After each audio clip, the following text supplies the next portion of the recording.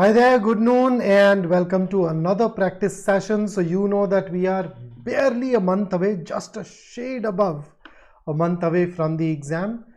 This is 27th and we'd have the exam pretty soon. We wouldn't even know how and when the entire month goes away. So if you have any specific issues, any specific concerns, make sure that you do share those with me and I would love to help you with each one of those things. So use the chat liberally. And for those of you who are new here, I welcome you to BYJU'S exam prep channel dedicated to your success as an MBA aspirant. My name is Vikrant. I am your personal coach for all things related to language and communication. I additionally also go ahead and I also go ahead and talk about psychological aspects of our preparation. So if you have any such concern, make sure that you go ahead and share that with me as well. And our goal today is to sit down together and practice a variety of questions so that you get a hang of every question type. And I know that a lot of you ask me for verbal ability questions, so there are some dedicated sessions coming for that as well. And what I have noticed is that when I lean a little heavy on VA, a lot of concerns about RCs come back. So it's a fine balance that I'm trying to strike. So in this particular session, I will take you through one RC passage, along with that quite a few verbal ability questions. I also have two para completion questions tagged at the end.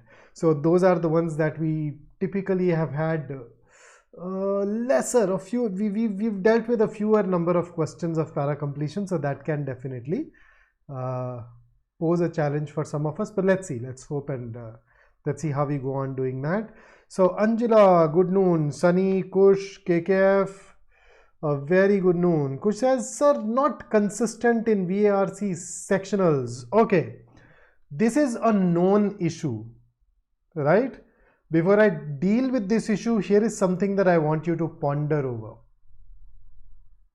I am not even going to detail or expand on this, but this is one thought that I learned a decade ago, and it has changed the way I look at the world since then. So very simple line, but very impactful. So now to look at what Kush has said, VARC.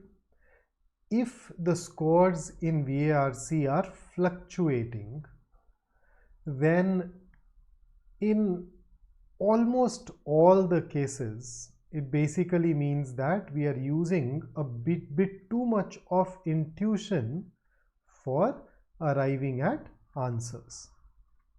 So how do I check for it? So imagine if you were sitting with me in person, the question that I'd ask you is that, okay, you attempted a section test, you got some questions wrong. So I will focus on one of those questions. I'll say, okay, why did you choose the answer choice that you chose? I will also, for good measure, pick up some of the questions that you've gotten right. Okay, why did you choose this over the others? And almost invariably what you would see is that our reasons behind choosing a particular answer choice are, shaky. We're not very clear in our decision behind opting for that particular answer choice. So it is that lack of clarity, it is that lack of rational process there that creates this problem. So if you've picked it up in the absence of a strong argument, chances are that we went ahead with our gut feel, because this looked right to us, and that gut feel is not something that you can consistently rely on. So if you want to avoid fluctuating scores in English, make sure that for every answer choice that you choose, you have a very sound reason. And in order to develop that ability, maybe you can, in your practice, cut down on that pace a bit, right? And as you get a hang of that process, I am sure your scores will also stabilize. Sunny, not able to score around 45 on average. Ooh. Sunny, just focus on, once you start getting 45, which is already a fabulous score, mind you, things become a bit of a challenge. So to diagnose it over a message becomes very difficult. But what I would recommend, what I would suggest is that, maintain a log of all the mistakes. See, is there a particular question type And I'm sure if you look at it, you will find it that your accuracy in one or more of the question types is probably hovering around 70%, maybe between 70 and 80%.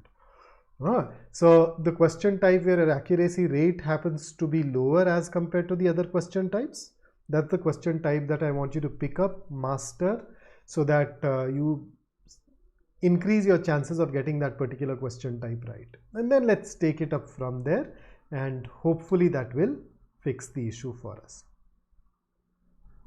Kush says, can I talk about good attempts in VARC? Well, define good and I can tell it to you. So normally our goal is to start getting 18 to 19 attempts with 80% accuracy. I mean, that's usually our goal. So this number, when achieved, leads to a net score of around 40 to 45, which generally puts you in the top 1%. If you can go beyond that, excellent, but otherwise, if you reach this much, I think it helps you immensely. So let's go ahead and dive into our practice. So these are the directions for the first 5 questions. You have a passage followed by questions. Read the passage, answer the questions. That's simple. So let's start. Passage 1 on your screen.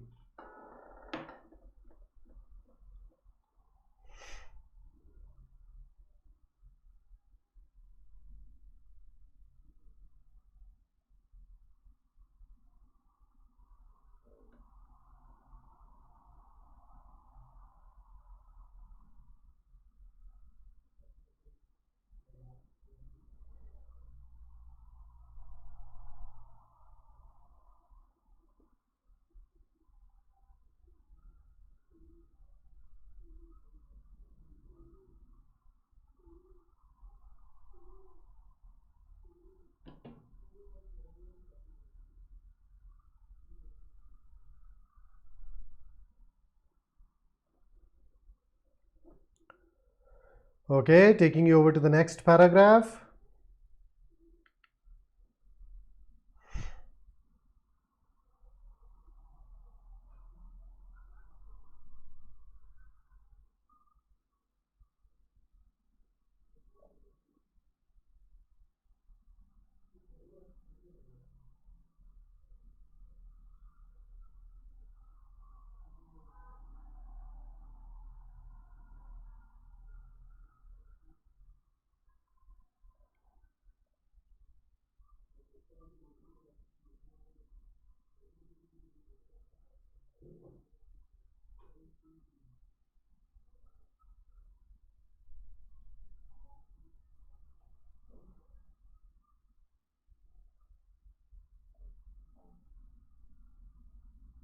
Next.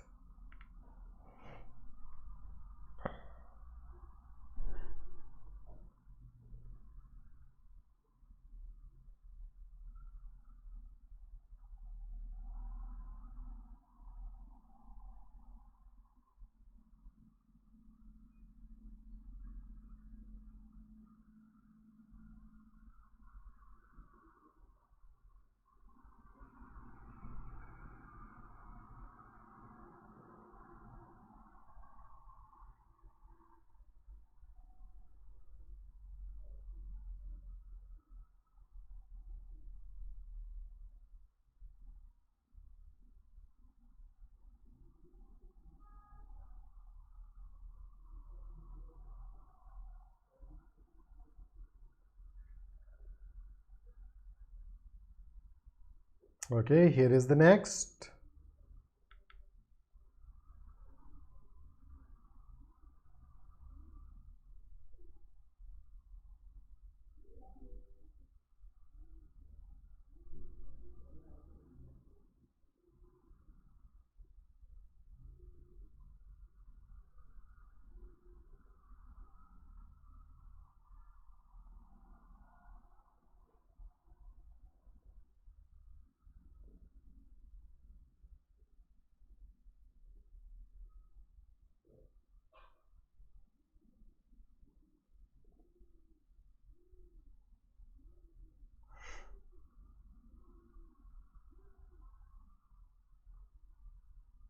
Okay, here is next.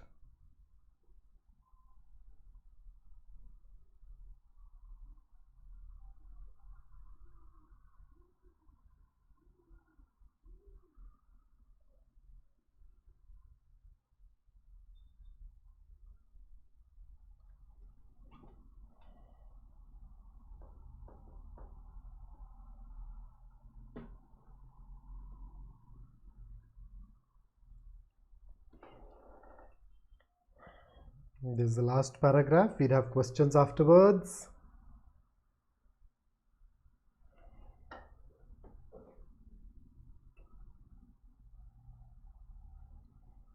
Alright, so if we are done, here is your question number 1. Which of the following statements can be correctly inferred from the passage? So a reasoning based question straight off the bat. Let's see what you choose.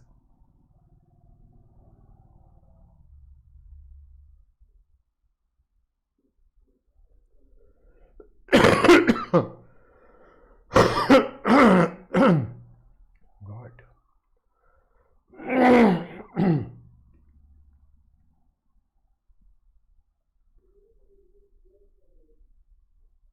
Okay, so Sunny has shared his answer rather quickly.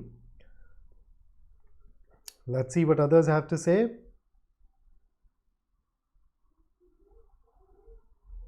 And Sunny has now deleted his answer after being the first.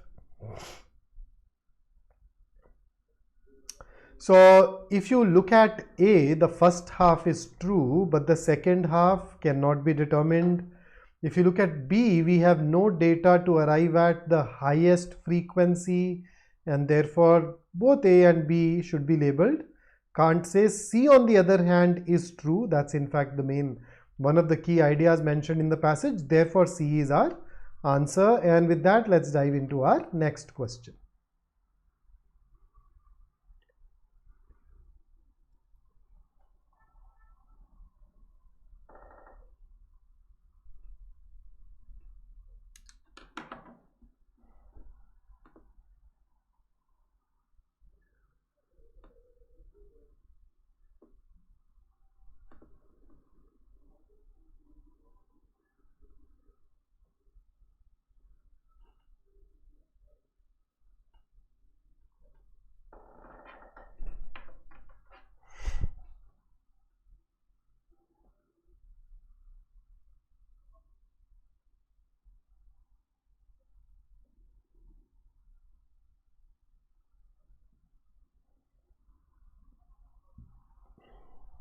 So I am sure by now we have definitely managed to rule out A.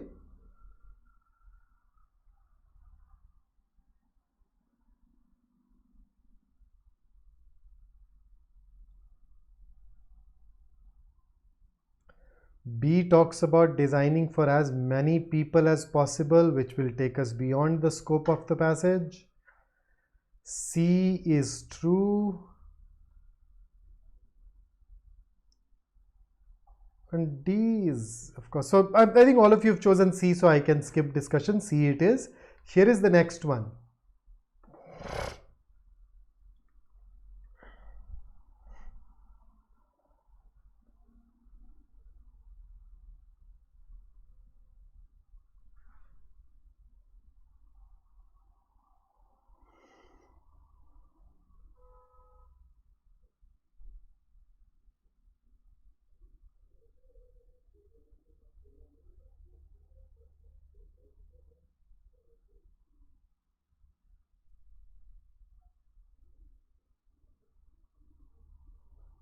Okay, so you're absolutely right. B it is. That's correct. A, C, and D are not given in the passage. Here is the next one. And this time around, I'm asking you for the tone of the passage. So go ahead and share your answer.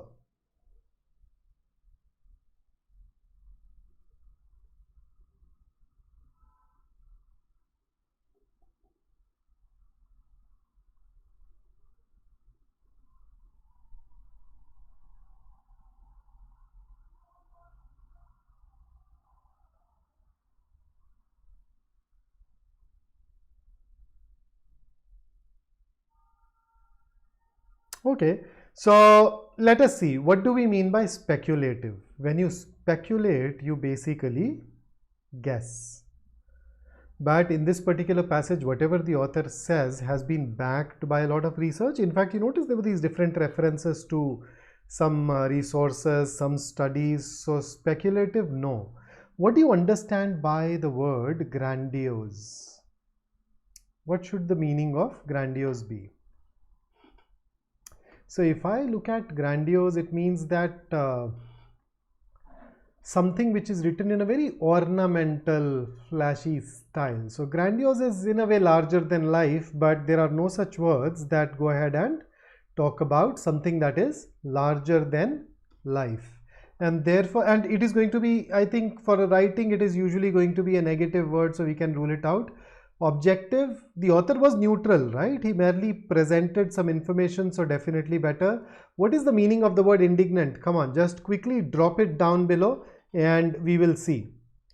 What is the meaning of the word indignant?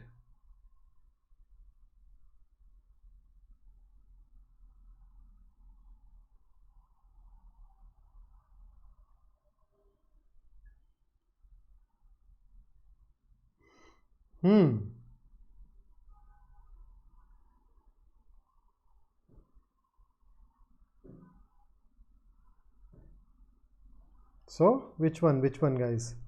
What is indignant? Shocked, anger. That's better. Anger is definitely close. So if I have to talk about indignation or indignant, that'll be angry. But angry in what sense? So there are times when you are angry because you feel that you have been wronged, or maybe there is some injustice that has happened. So the kind of anger that arises out of the feeling of being wronged, or that arises out of that sense of facing an injustice, is that kind of anger is called indignation. And in such cases, you usually look at the other person and you feel that yaar ye kitna ghatiya aadmi, you know, that the other person who's done those things, that he's a very lousy, shallow person. But the author has nowhere lost his temper, and therefore we can rule out indignant, although there have been instances of injustice that are mentioned there, but the author's response has been very measured. Okay, so therefore C. And here is one last question that tests your understanding of the main idea of the passage. So go ahead and tell me what you think.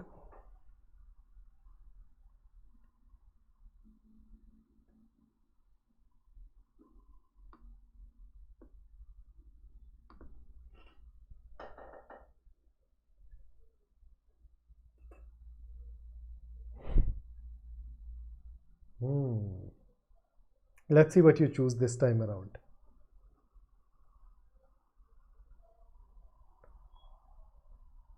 Work with elimination and your job should be easier.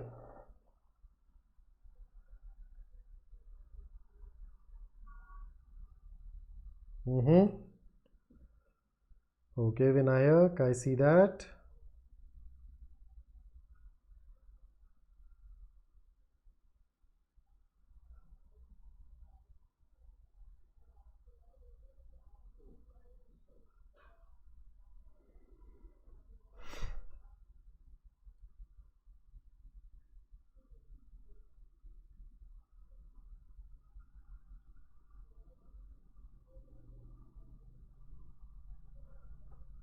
Okay, so let's see.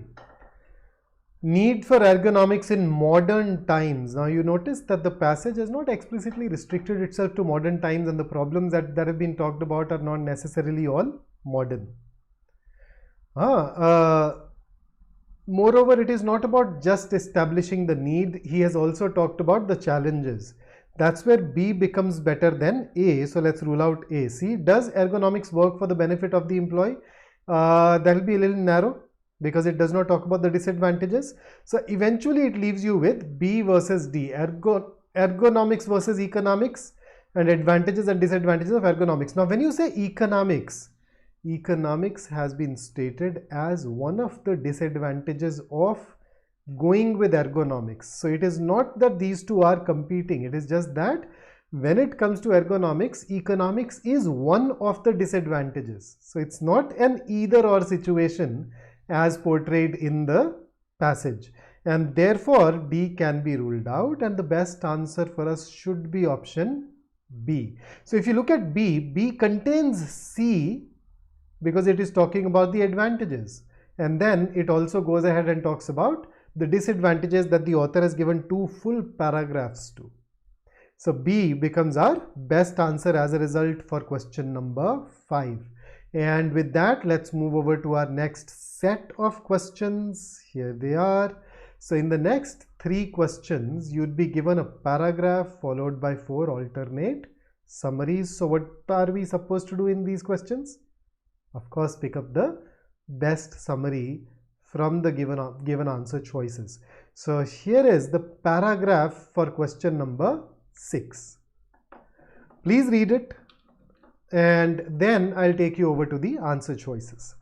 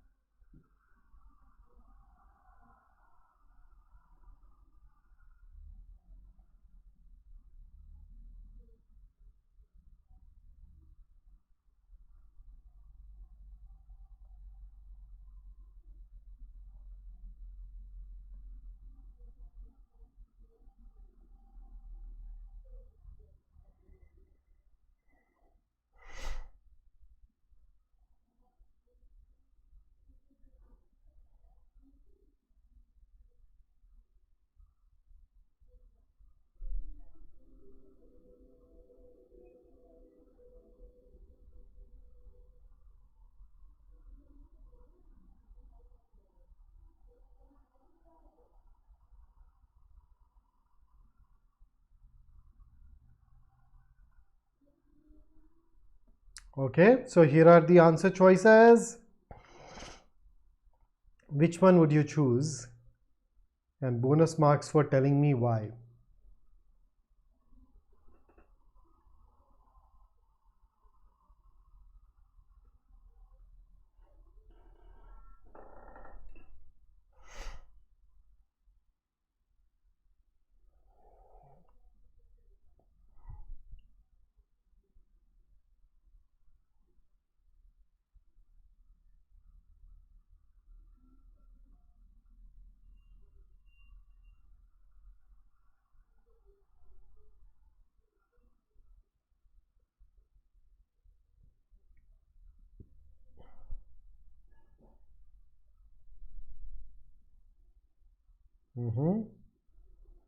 So I have 3 answers so far. That makes it 4 and 5. Okay, so let's begin with, so I've got C, I've got A. Let's look at A. Industrial relation protects the rights of managers as and when workers create the problem of indiscipline. Where is this mentioned? Can I call it an addition, bringing in something new in the summary that was not given in the paragraph? IR provides managers with a system to handle employee indiscipline. Are we sure? So A can be ruled out, but yes, C of course is going to be the best answer choice for us. Okay. So here comes the next question. Please read the paragraph and then tell me what you think.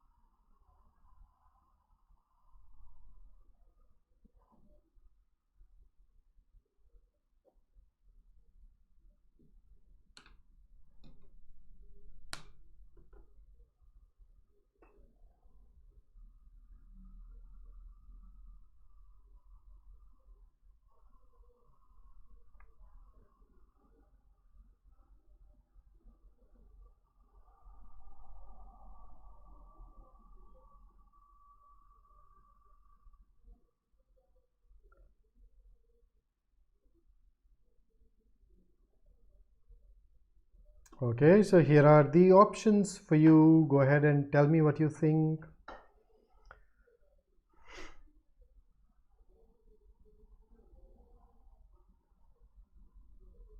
This is your typical CAT kind of summary where you're basically looking for the main idea.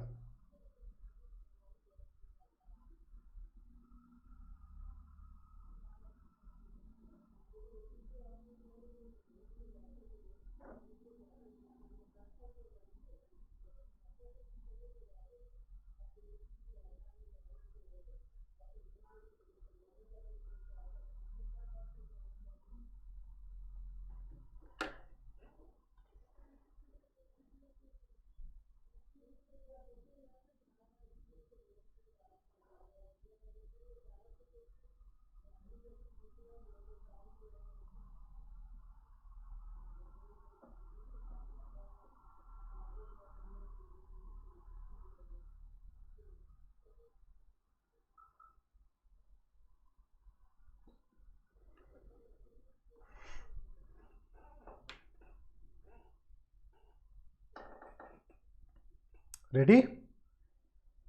So the correct answer is B. The problem with C is that it is narrow. It is talking about one of the ideas that is mentioned, but it is not the key idea. So I say if a product cannot emotionally affect a customer, is it given? Yes. It is there. But then it is one part, whereas the main part is actually here. If you look at it, you need to know these effects before you launch your campaign, and the rest of it is actually a description of these effects, and that is where capturing it as the how, the correct way, becomes more crucial, more critical for us. Therefore B over C. And here is your 8th summary question.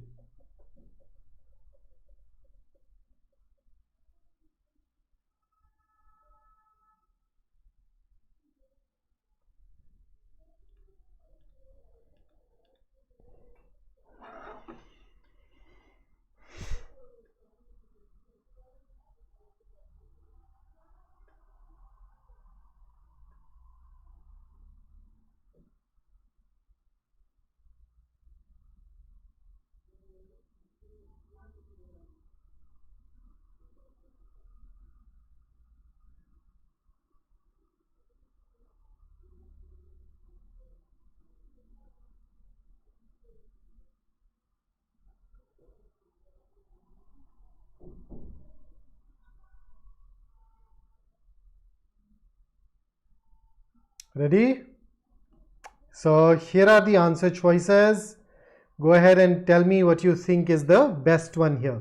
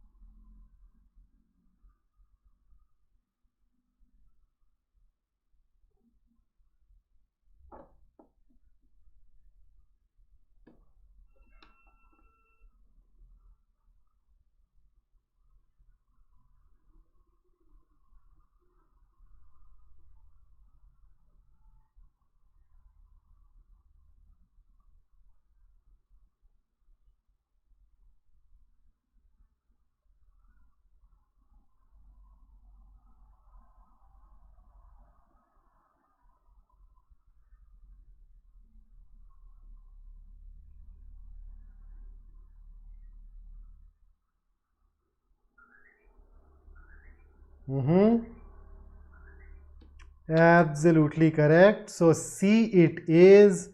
I don't see anyone else marking any other option. If you have any other option in your mind, share. So for example, in B, we have a problem with speedy. This is a distortion in A. disarmament at once is the problem with D. Right? So check this, check this. Where does it say, where does the paragraph say that they have refused to be a signatory? There are problems mentioned, but it is not stated there. Right? So these are various issues, and with that, let us now dive into our next set of two questions where typical, you know, that there are these para completion questions where the examiner gives us a sentence followed by a paragraph. We need to place that sentence in an appropriate place in the paragraph. So here is the question on your screen. So which one of the four is the best location for our, as I lovingly call it, lost sentence? So that location is going to be your answer. So 1, 2, 3 or 4. Go ahead and get cracking. Absolutely right, KKF.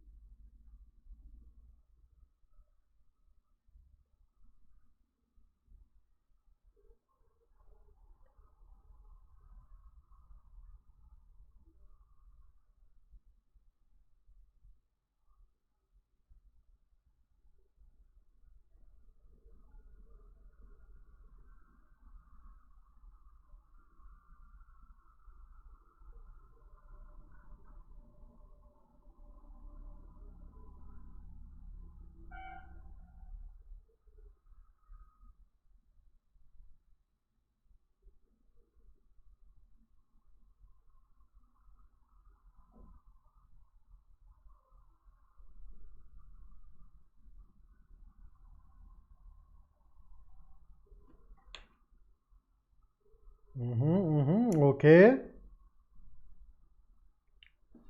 So there are two important things here. The first is and yet, which is supposed to give us contrast, and the second is a reference to this balance.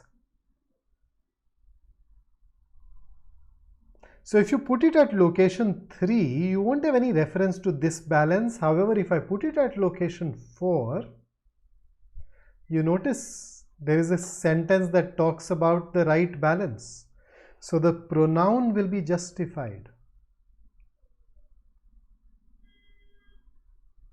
On the other hand, the sentence right before the third blank does not have two so actually in reality only two things that you need to balance. There are only two sentences that talk about that. You have the very first sentence and then you have the very last sentence. So now immediately after the first sentence you do not have a blank, so that is out of question, and thus the only other choice will be location 4, and that is why 4 will be our answer for this particular question. And with that, let's move over to the next one. Here it is. Once again, a lost sentence followed by a paragraph. In case you're not getting these right, cut down on your pace. Okay, take 5, 10, 15 extra seconds, and I'm sure you'll feel significantly more confident.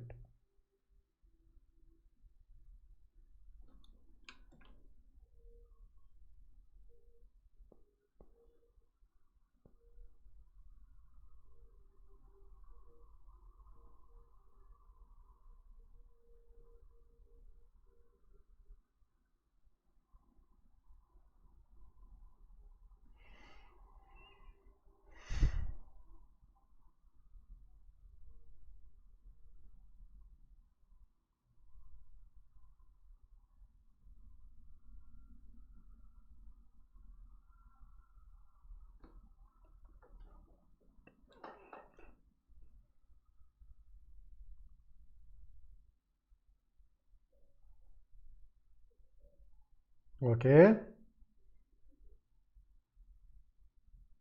So I see 4 answers, 5.